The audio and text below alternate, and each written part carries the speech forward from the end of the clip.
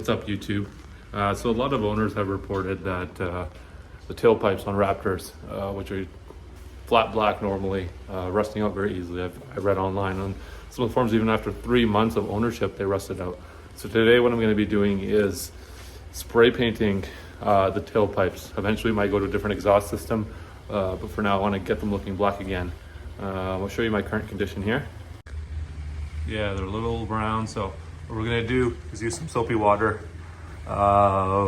clean them up a bit, mask them off, and then we'll use some Rust-Oleum high heat flat black paint.